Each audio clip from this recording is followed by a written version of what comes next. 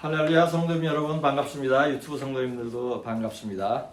오늘 하나님께서 주신 말씀 로마서 4장 17절에서 22절까지입니다. 로마서 4장 17절에서 22절까지를 제가 봉독하겠습니다. 기록된 바 내가 너를 많은 민족의 조상으로 세웠다 하심과 같으니 그가 믿은 바 하나님은 죽은 자를 살리시며 없는 것을 있는 것으로 부르시는 이시니라. 아브라함이 바랄 수 없는 중에 바라고 믿었으니 이는 내 후손이 이 같으리라 하신 말씀대로 많은 민족의 조상이 되게 하려 하심이라.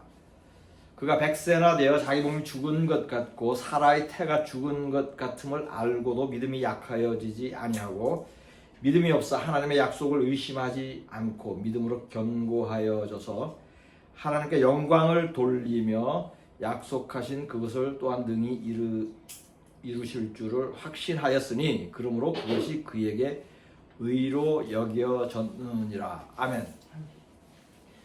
믿음은 두 가지입니다. 마음으로만 믿는 믿음이 있고 행함으로 증거해야 하는 믿음이 있습니다. 이 두 가지의 믿음은 모두 중요합니다. 그러나 행동으로 증거해야 하는 믿음을 마음에만 두고 행하지 않는다면 그 믿음은 믿음으로 인정받지 못합니다.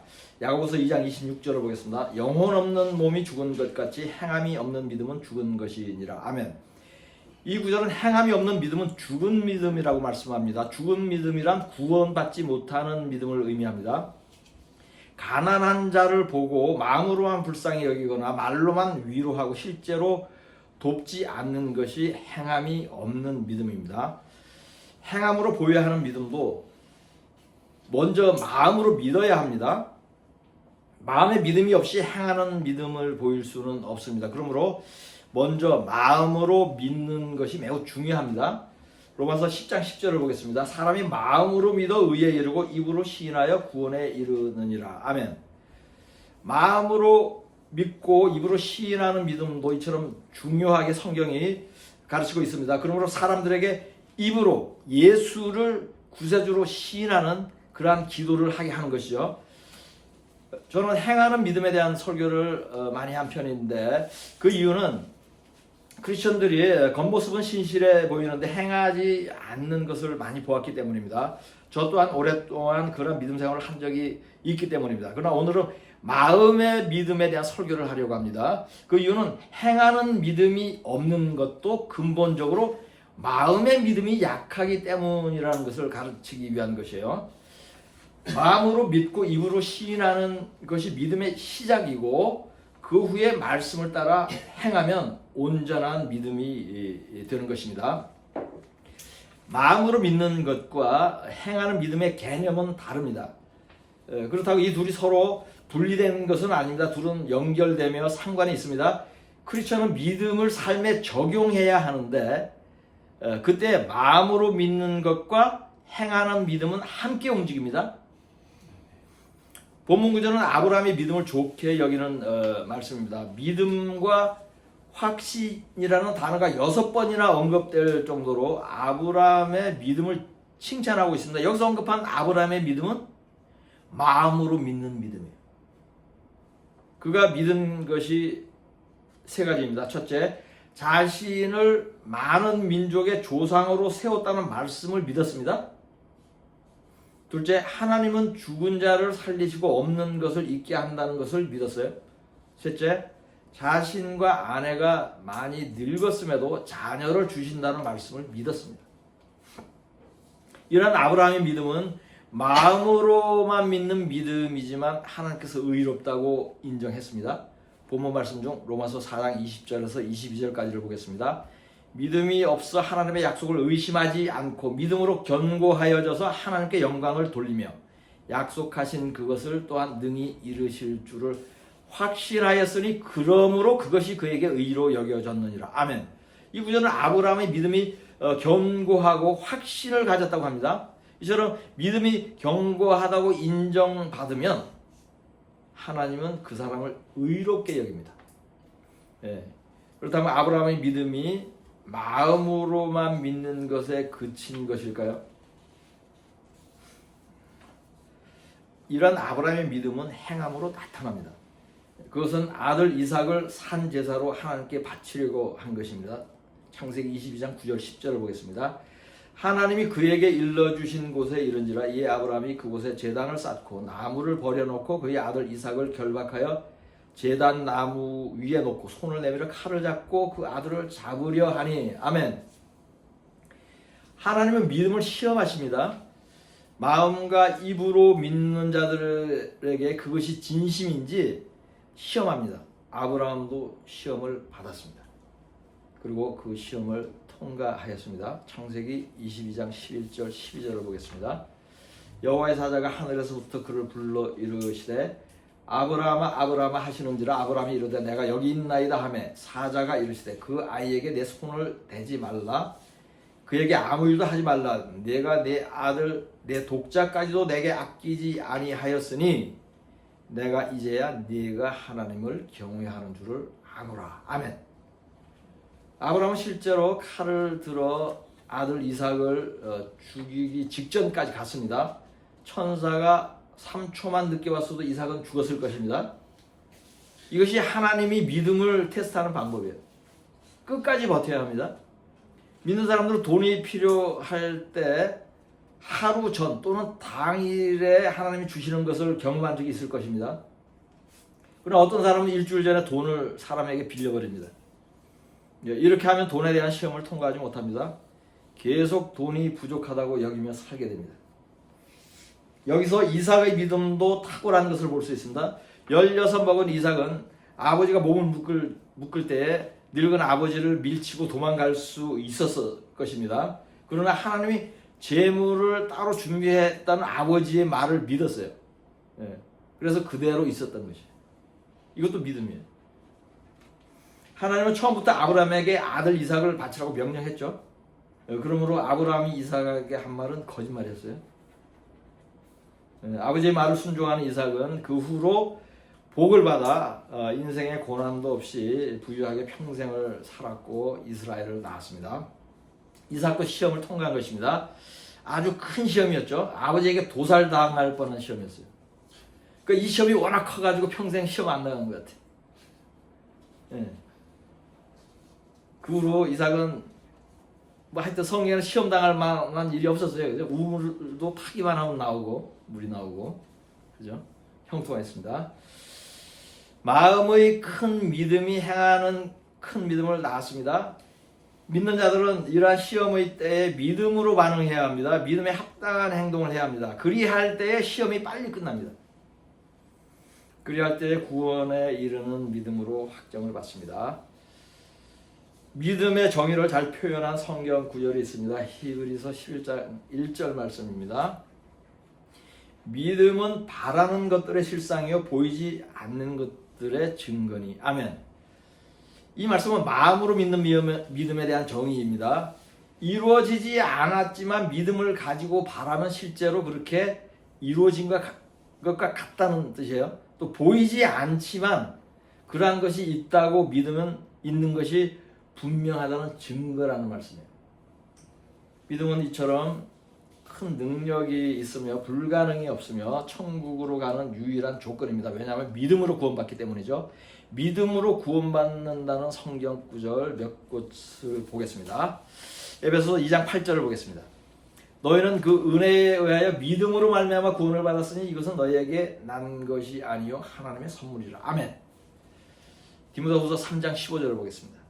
또 어려서부터 성경을 알았나니 성경은 능히 너로 하여금 그리스도 예수 안에 있는 믿음으로 말미암아 구원에 이르는 지혜가 있게 하느니라. 아멘. 다음은 데살로니가 후서 2장 13절을 보겠습니다. 주께서 사랑하시는 형제들아 우리가 항상 너희에 관하여 마땅히 하나님께 감사할 것은 하나님이 처음부터 너희를 택하사 성령의 거룩하게 하심과 진리를 믿음으로 구원을 받게 하심이니. 아멘. 믿음으로 구원받는데 그 믿음은 크고 견고해야 합니다. 반석 위에 세워진 믿음이어야 합니다. 약한 믿음은 구원받지 못합니다. 그러므로 주님은 항상 믿음에 대하여 많이 말씀하였고 믿음이 큰 자는 칭찬을 하고 믿음이 작은 것은 책망을 한 것입니다. 예수께서 믿음이 작은 것을 책망하는 것 몇 곳을 보겠습니다. 마태복음 6장 30절 오늘 있다가 내일 아궁이에 던져지는 들풀도 하나님이 이렇게 입히시거든 하물며 너희 일까 보냐 믿음이 작은 자들아. 아멘.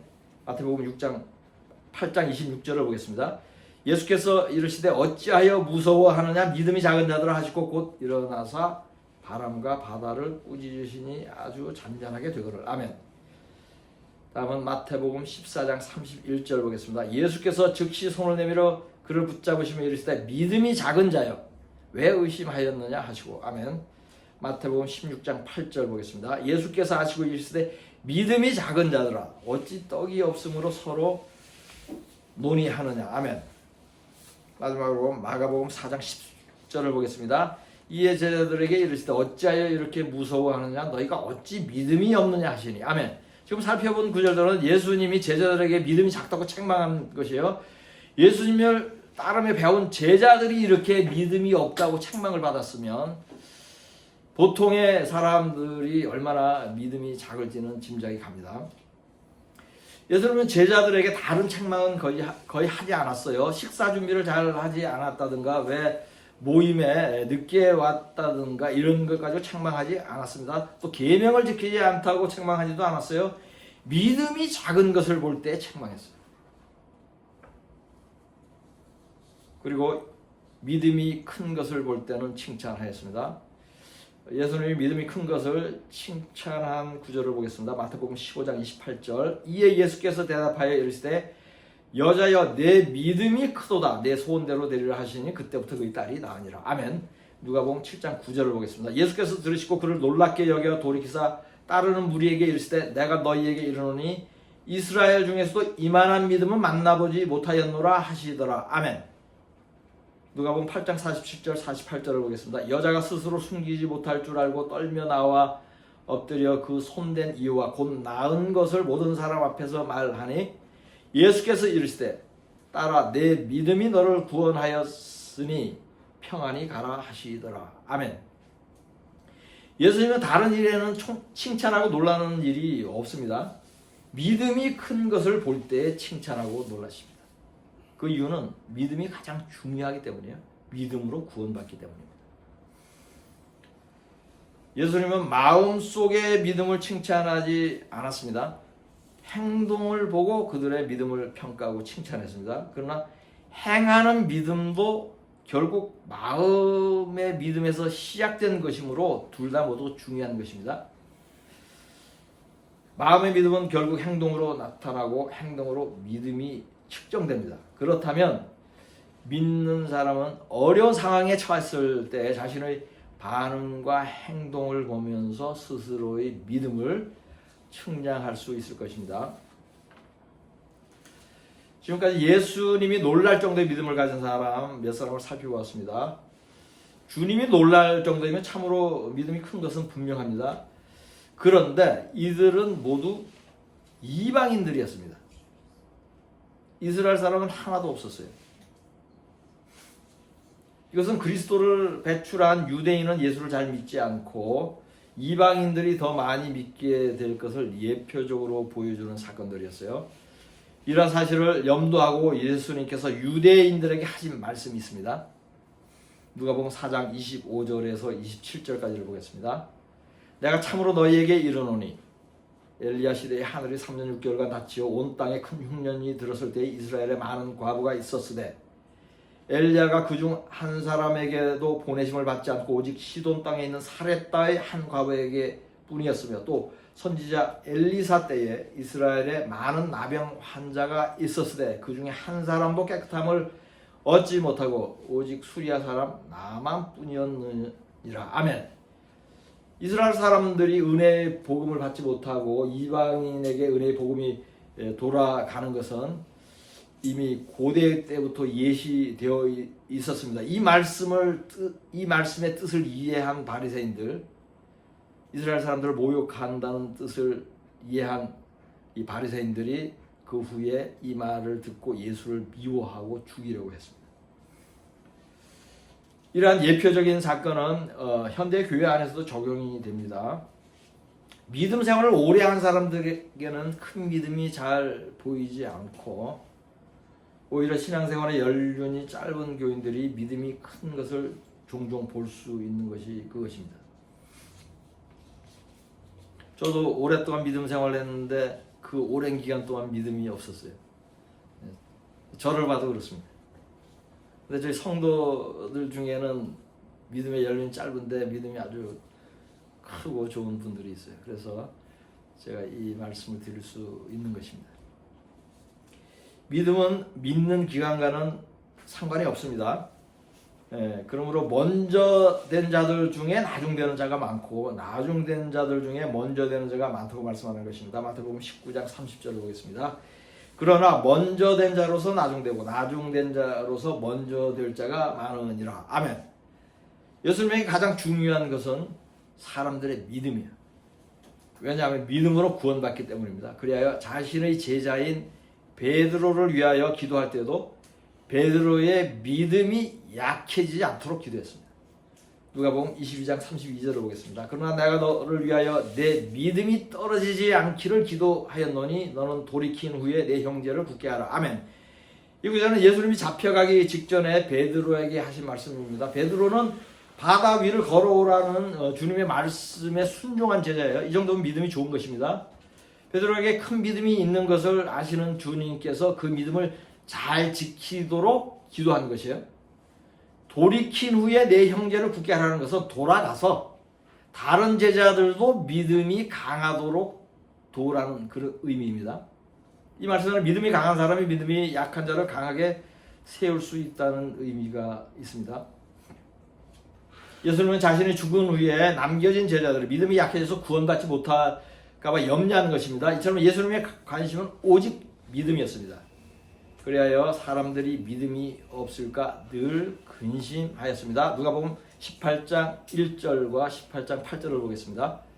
예수께서 그들에게 항상 기도하고 낙심하지 말아야 할 것을 비유로 말씀하여 내가 너희에게 이르노니 속히 그 원한을 풀어주시리라. 그러나 인자가 올 때에 세상에서 믿음을 보겠느냐 하시니라. 아멘. 이 구절은 악한 재판관도 사람이 계속 찾아와서 원한을 풀어달라고 하면 귀찮아서라도 그 말을 들어준다면 하나님은 계속 기도하며 간구하는 사람의 기도를 더욱 잘 들어줄 것이므로 낙심하지 말고 항상 기도하라는 것입니다. 그러나 주님은 자신이 다시 올 때에 세상에서 이러한 믿음을 가진 사람들이 있을지 모르겠다고 근심하고 있습니다. 여기에는 두 가지 포인트가 있습니다. 첫째, 주님이 재림할 때에 믿음이 있는 사람이 별로 없을 것이다. 둘째, 기도를 많이 하는 사람이 믿음이 있는 사람이다. 이 두 가지 말씀은 진리입니다. 예수님의 예언입니다. 주님이 오시는 휴거의 때에 들림받을 믿음이 있는 사람은 별로 없을 것입니다. 그러나 쉬지 않고 깨어 기도하는 사람은 휴거될 것입니다.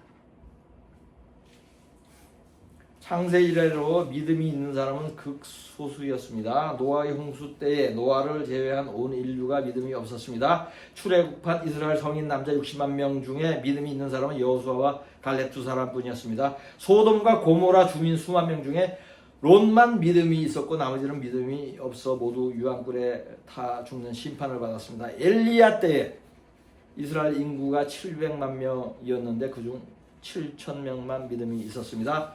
예루살렘 넓은 거리에 믿음이 있는 의로운 사람 한 사람이 없었습니다.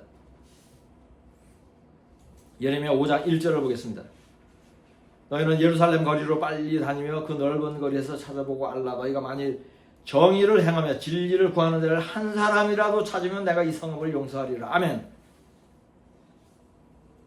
한국의 대형 교회 안에 믿음이 있는 목사 한 사람이라도 있으면 한국 교회가 심판을 면할 것입니다. 대한민국의 교회 5만 개 중에 참교회가 10개만 있어도 대한민국의 심판을 면할 것입니다. 믿음이 있는 자가 적은 것은 고대나 중세나 현대나 변함이 없습니다. 미래에도 변함이 없을 것입니다. 이스라엘이나 미국이나 한국이나 마찬가지입니다. 부유한 나라나 가난한 나라나 차이가 없습니다. 인자가 올 때에 믿음을 볼 수 없다는 것은 진리입니다. 여러분은 믿음이 있는 적은 수에 포함되어야 할 것입니다. 그러기 위하여는 낙심하지 말고 항상 기도해야 합니다. 구원에 이를 만한 믿음이 있는지 스스로 시험해 보아야 할 것입니다. 믿음을 인정받은 선진들의 삶을 거울 삼아 자신의 믿음을 점검할 수 있습니다. 성경에는 믿음으로라는 단어가 20차례나 소개되는 곳이 있습니다. 그것은 40개의 구절로 이루어진 히브리서 11장입니다. 히브리서 11장에는 믿음의 조상들에 대한 감동적인 말씀이 있습니다. 그중 일부를 보겠습니다. 히브리서 11장 24절에서 26절까지를 보겠습니다. 믿음으로 모세는 장성하여 바로의 공주의 아들이라 칭함받기를 거절하고 도리어 하나님의 백성과 함께 고난받기를 잠시 죄악의 낙을 누리는 것보다 더 좋아하고 그리스도를 위하여 받는 수모를 애굽의 모든 보화보다 더 큰 재물로 여겼으니 이는 상주심을 바라봄이라. 아멘. 모세는 왕자 자리를 포기하고 고난을 택하는 믿음이 있었습니다.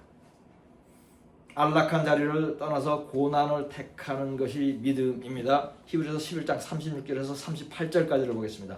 또 어떤 이들은 조롱과 채찍질 뿐 아니라 결박과 옥에 갇히는 시련도 받았으며 돌로 치는 것과 톱으로 켜는 것과 시험과 칼로 죽음을 당하고 양과 염소의 가죽을 입고 유리하여 궁핍과 환난과 학대를 받았으니 이런 사람은 세상이 감당하지 못하느니라. 그들이 광야와 산과 동굴과 토굴에 유리하였느니라. 아멘.